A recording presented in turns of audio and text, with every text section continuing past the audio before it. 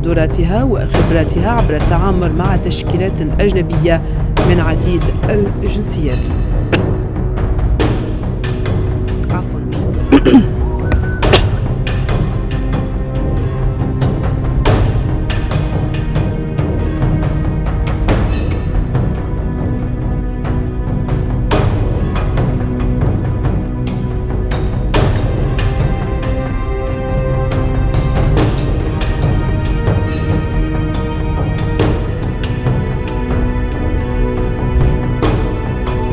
مشاهدينا، هذا تذكير بالعناوين.